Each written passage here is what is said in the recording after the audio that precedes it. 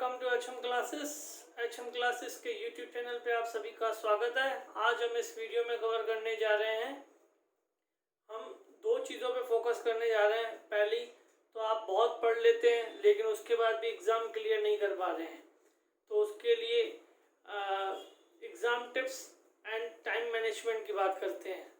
और सेकंड बात ये करेंगे कि आपने अभी तक कुछ नहीं पढ़ा है लेकिन फिर भी आप पेपर देने जा रहे हैं, तो उस समय को भी आप अच्छे से अच्छा कैसे कर पाएंगे और उसके लिए आप ऐसा क्या करें जो आपने पढ़ा नहीं है फिर भी आप एग्ज़ाम क्लियर कर दें। तो उसकी भी कुछ टिप्स हैं।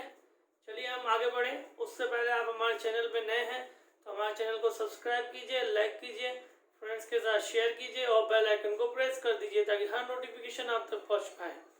चलिए हम देख लेते हैं, पहली पॉइंट देख लेते हैं इसमें कि आपने पढ़ा कुछ भी नहीं है लेकिन आप पेपर देने जा रहे हैं। इसमें आपको क्या करना है कि यदि इसमें दो चीज़ें मेन बात करते हैं उसमें कि पहली बात, जैसे कि एग्ज़ाम इसमें आपका ऑब्जेक्टिव टाइप है लेकिन आपने पढ़ा नहीं है, पहले का पढ़ा हो या उससे पहले एग्ज़ाम दिए हो लेकिन इस बार नहीं पढ़ा है लेकिन एग्ज़ाम देना है मेरे को, तो उससे इसलिए आप पहली बात इसमें कि नेगेटिव मार्किंग नहीं हो पेपर में। अगर नेगेटिव मार्किंग होगी तो ये टिप्स में भी काम नहीं आए। तो नेगेटिव मार्किंग नहीं हो और ऑब्जेक्टिव टाइप क्वेश्चन हो, जैसे यूजीसी नेट की बात कर ले, अभी जो पेपर देने जा रहे हैं आप लोग, उसमें नेगेटिव मार्किंग नहीं है और ऑब्जेक्टिव टाइप क्वेश्चन है, यानी दोनों बातें आपके लिए सूट करती हैं और आपने पढ़ा नहीं है और पेपर देना है।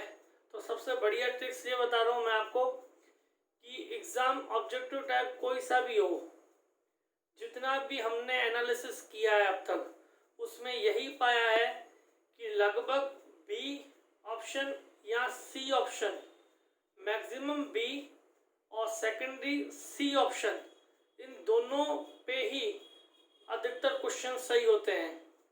अगर आपको ये बात गलत लग रही हो, जिस समय आपको किसी एग्ज़ाम में एक्सपीरियंस करने के लिए आप बैठे हो, जैसे कि आपने एमकॉम प्रीवियस हो फिर भी आपने नेट का फॉर्म फिल किया है, आपको पता है कि हो भी जाएगा तो पॉसिबिलिटी नहीं है कि उसका सर्टिफिकेट वैलिड हो, लेकिन फिर भी इससे रिलेटेड भी एक बात मैं आपको बताऊंगा, उसमें आप कर सकते हैं उसको भी, क्योंकि सर्टिफिकेट के भी 2 साल बाद आपको टाइम मिलता है उसको क्लियर करने का।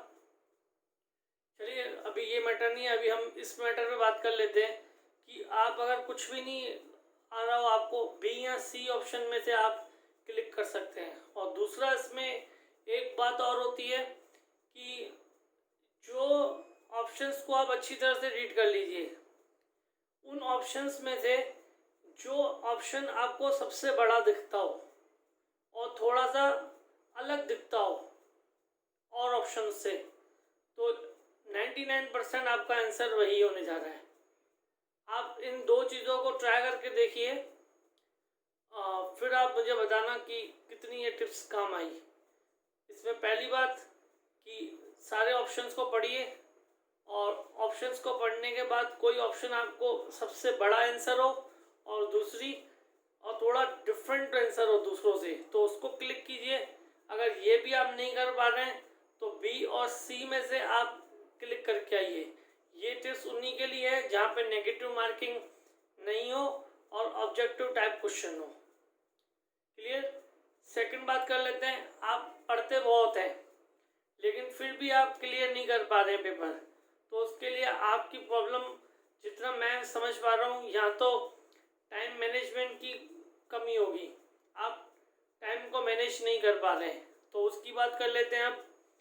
जैसे कि आप एग्ज़ाम देने गए, सबसे पहले अगर मैं एनटीए नेट की बात कर लूँ तो आपके 150 क्वेश्चन आते हैं, पहले में 50 क्वेश्चन है, सेकंड में 100 क्वेश्चन है।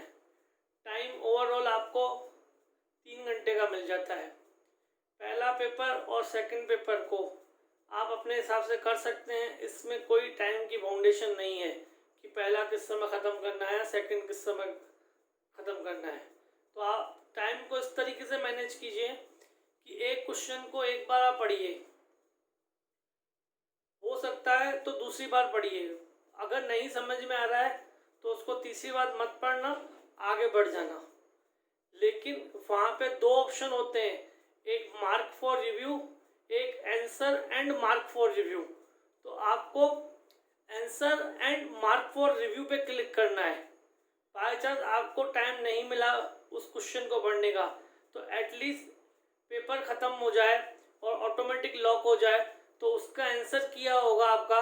नेगेटिव मार्किंग तो वैसे भी नहीं है इसमें, तो एटलीस्ट उसके आपको आंसर मिल जाएंगे, सही चला जाता है। तो इसलिए ये बात आपको ध्यान रखनी है कि answered and mark for review वाले पे आपको क्लिक करना है।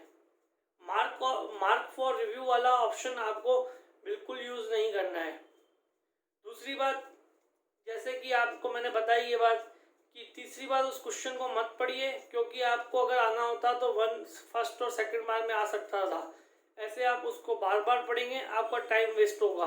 तो हो सकता है नेक्स्ट जो क्वेश्चंस हो वो आपको अच्छी तरह से आते हो, और अपना जो ऑब्जेक्ट है, अपने टाइम के अकॉर्डिंग सारे क्वेश्चंस को देखना है अच्छी तरह से। ऐसा नहीं है कि एक क्वेश्चन में ही लगे रहें और दूसरा क्वेश्चन लेफ्ट हो जाए, तो ऐसा हमें करना नहीं है। पूरा पेपर कंप्लीट करके आना है और mark for answered and mark for review पे करना है। जो लगभग जो पर्पल कलर का गोला है और उसमें ग्रीन कलर की बिंदी डली हुई है, सिंबल उसका यही है, तो उसको क्लिक करके आना है आपको। टाइम मैनेजमेंट में मैंने आपको बताया कि जैसे आपको वापस नहीं पढ़ना है और आगे बढ़ जाना है, टाइम उसमें चलता रहता है। पहले जैसे 180 मिनट होंगे, तो धीरे धीरे वो लेफ्ट होते हुए माइनस में जाते जाएंगे। टाइम पे पूरा ध्यान देना है कि ऐसे नहीं कि टाइम निकल रहा है और आप टाइम कंजम्पशन ज़्यादा ले रहे हैं। फर्स्ट पेपर में जो रीजनिंग आती है वो इजी ही आती है, नेट के पेपर में तो इजी आती है, कोई टफ नहीं है, तो उसको आप इजीली कर सकते हो। जो पैराग्राफ है वो थोड़ा समय लेता है, तो आप ज़्यादा उनमें समय मत लगाइएगा, क्योंकि फिर समय बहुत कम बचता है। और इस वाली चीज़ को आप ध्यान रखिएगा।